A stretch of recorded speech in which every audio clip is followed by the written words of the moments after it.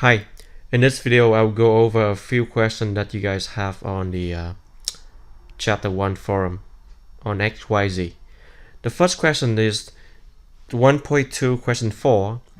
So they give you the formula y equal a multiply x minus 120 the whole quantity square plus 50. Now they ask you to find a when x equals 0 and y equals 0. Okay, let's try that on the Word document here. Okay, so the first one.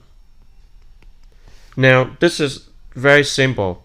You want to find the value of a when x is 0 and when y is 0 in the given formula here. So when y is 0 and x is 0, I plug in x 0 to the place of x and y is 0 to the place of y. So I would get from the formula, I would get y equals 0, now it's equals 0, equal a, and then x is also 0 now. So minus 120, the whole quantity is square, and plus 150. Sorry, it's 50 only. Plus 50. Now you want to solve for a, because they ask you to find a. And let's do that now. We know that 0 subtract 120 is equal to minus 120 square, and then plus 50. Now minus 120 square, the square of the power of 2 here means that minus 120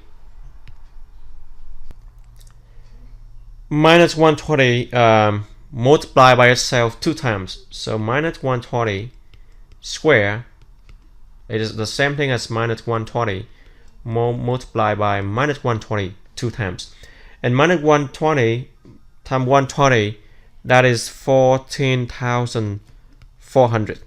The minus and the minus multiply together give you the plus side. And then we still have the a in the front of that. And then plus 50 and equal to 0. And then now you solve for a. You want to solve for a, so I move the 50 to the left side. So minus 50 on the 2 sides here. Then the 50, they are gone. So the left side I have minus 50 equal a 14400. And now you want to solve for a. So I go ahead and I divide both sides by 14400, and then I do the same thing here, 14400, and that take away the 1440 on the top and the bottom. And so my a should be minus 50 divided by 14400. Now we can try to simplify these expressions because we can see that the top and the bottom we can divide by maybe 5. Okay, try to simplify the expression.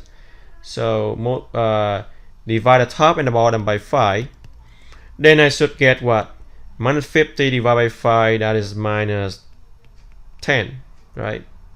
And then at the bottom, 14,400 divided by 5, that's give me 288 and 0. And then we can see that we can further divide this by 10 on the top and also 10 at the bottom. And if I do that, minus 10 divided by 10 give me minus 1. And then 2880 divided by 10 give me 288. And that should be the answer for A when we plug in x equals 0 and y equals 0 to the original formula. So minus 1 over 288. So that is the first part. The second part, they ask you a similar question, but now they ask you to solve for A when x is 240 and y is 0. So again, we use the same formula that we was given in the beginning. So let me rewrite the formula here. Y equal a x minus 120 square plus 50. So this is the given for formula. And now x equal 240. We want x to be 240. So we plug in 240 for x, and then we want y to be 0. This is the question want us to do for x and y, and then so for a. So y now is 0, and then 240 for x. 240 subtract 240 subtract. Let me rewrite one more step here. Subtract 120 square plus 50, and then from here you can see that 240 subtract 120 is another 120, right? Plus 120, and then square, and then a plus 50 equals 0. And we can see that here 120 square is the same thing as 120 multiplied by 120. That is 14. So a, and then 14,400 and plus 50. And then to solve for a again, I subtract 50 on both sides so that I take away the 50. Then on the left side I have 50 equal a multiplied by 14400.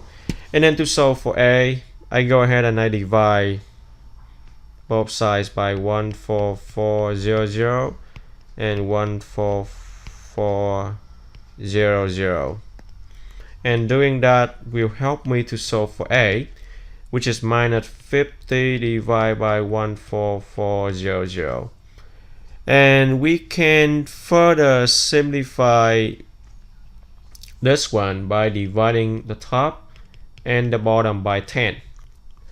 They have a common factor of 10, so minus 50 divided by 10, that is minus 5, over 14400 divided by 10, that gives me 1440. And we can further divide the top and the bottom by 5, because we can still simplify this one here. So minus 5 divided by 5 give me minus 1, and then minus 1440 divided by 5 give me 288. So we see here we end up with minus 1 over 288, and this is the same thing that you saw earlier from part A, and they are the same thing even though the x value here is different, right? Because you can see here if you have 0 for x you have minus 120, and if you have 240 for x you have plus 120, and minus and the plus 120 they are the same thing when you square when you square something, the minus and the plus they just become the plus side. So basically they end up with the same number. So at the end you just get minus 1 over 288 for both the answer. So let's try that. Okay, so minus 1 divide 288. Okay, and then the same thing here, minus 1 over 288, and then submit the answer. Yes. Okay, so 1 out of 1, they are all correct here. The second question I got from you guys was, let's see,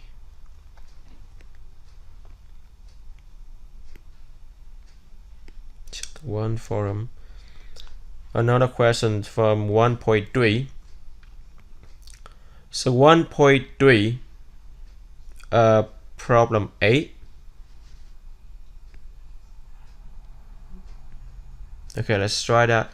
1.3 problem 8.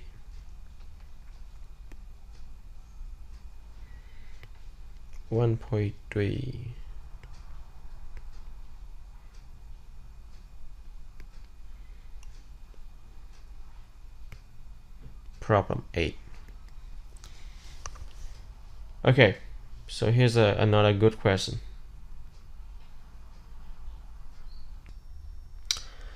Okay, so the second question I got from the forum was that from 1.3. A garden is in the shape of a square with a perimeter of 40 feet. Now the garden is surrounded by two fences. One fence is around the perimeter of the garden, whereas the second fence is 3 feet from the first fence on the outside. If the material used to build the two fences is 1.47 per foot, what was the total cost of the fences? Now you can think of the fence in this picture. So this is your gardens.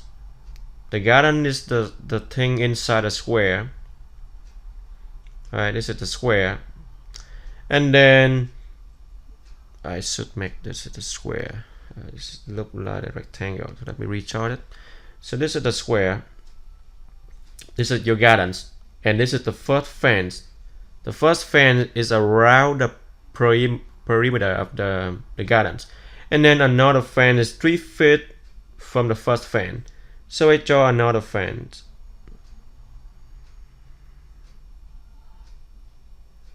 And they are 3 feet away. That means the distance here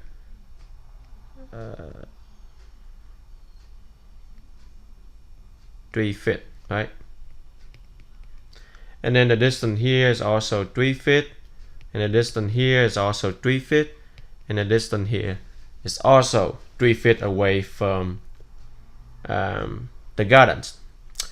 And then they ask you if the material used to build the two fences is 1.47 per foot, what's for the total cost of the fences? So they ask us for the total cost for the two fences. So we are looking for the first fence, which is right here, the one inside. This is number one, or the first one, and then the second one outside. This is the second one, and then $1.47 per foot. Now, how much is the total? So in order to get the total cost for the fences, all you need is the perimeter of the inside, and then you add to the perimeter of the outside to see how many feet total for the two fences, and then multiply by 1.47 to get the total cost. We know that the given square inside here, the perimeter is 40 feet, and this is the square. That means they have the 4 equal size, right? 4 equal size. That means this should be 10, this should be 10, this should be 10, this should be 10. Because 10 plus 10 plus 10 plus 10 give me 40 feet. So the square here, each side has the distance or the length of 10. And then we know that the distance here is 3 more feet, and then also 3 more feet. So this is already 10, and then you get another 3 more, right? So 10 plus 3 plus 3, 13, 16. So this total outside here is 16.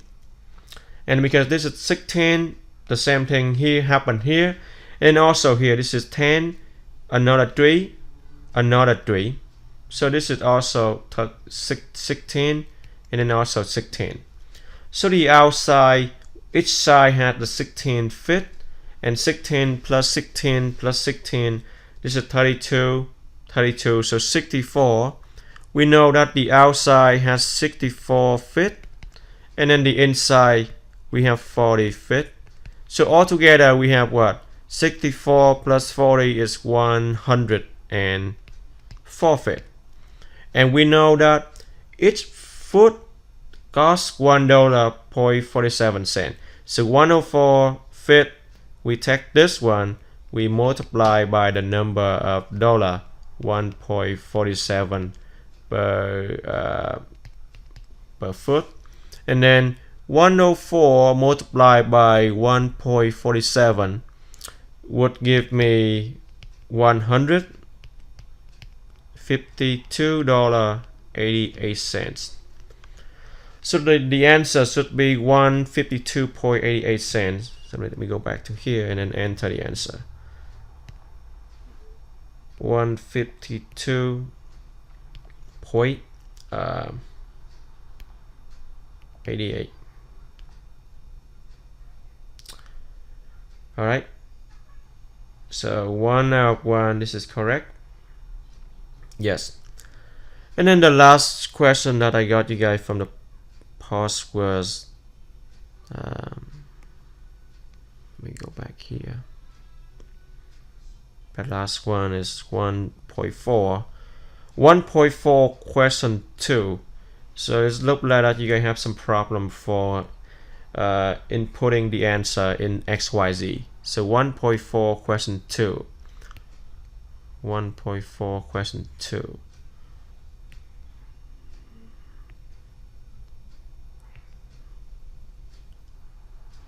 Question 2.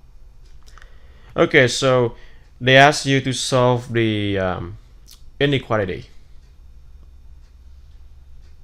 for x less than or equal to 7, and then write a solution using the inequality notations, and then graph it. Okay, for x less than or equal to 7. So for x less than or equal to 7. To solve for x, all you do here is divide both sides by 4, because you want to take away the 4, right? So you have here is x less than or equal to 7 over 4. Now if you graph this on the normalized system, this is 0. 7 over 4, imagine that this is here. And then you want something less than or equal to that, right? That means you want the rightmost endpoint is 7 over 4, and then anything less than that, so we go all the way to the left. In this case, we have the equal sign, which is including the 7 over 4, so we use the brackets for the notations.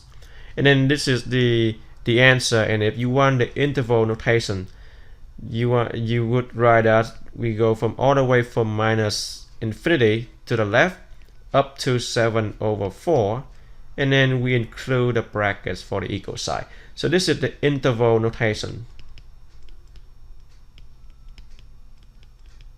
This is the interval notation, and this is the graph.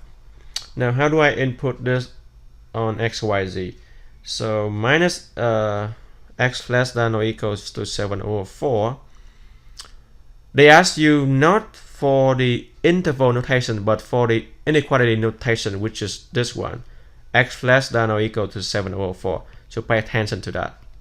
So this should be x. Use this one, x less than or equal to, and then 7 over 4, we use the fractions, which is okay, 7 over 4, 7 over 4, and then let's save this. Yes, and then yes, it's wrap you into this notations, and because you also include the equal sign, so they use the solid dot. Let's try to use here.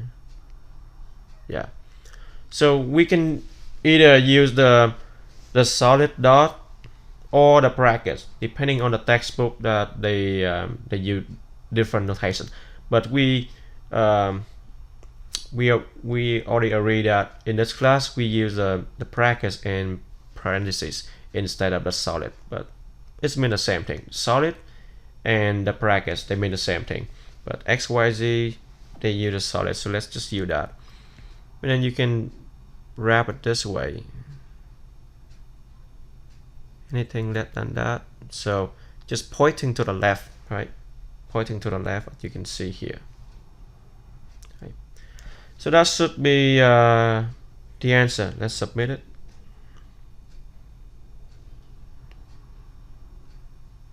Okay, look like we having some error right here.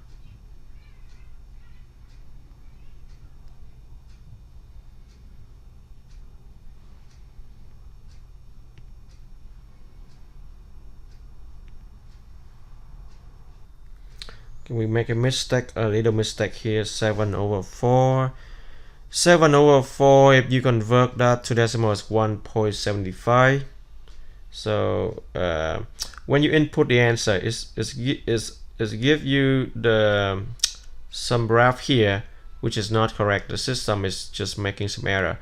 So you have to actually calculate the answer for 7/4, which is 1.75. Now this is 1.5. 1.5 is in the middle. 1.25 is here, 1.5, and 1.75 is right here. So from here we go all the way to the left, and then you want the dot, the solid dot, because you want to go from 7/4, which is 1.75, and then all the way to the left. So doing that should give me the correct answer this time. Let's submit the answer here, and yes, they are correct now. So pay attention carefully.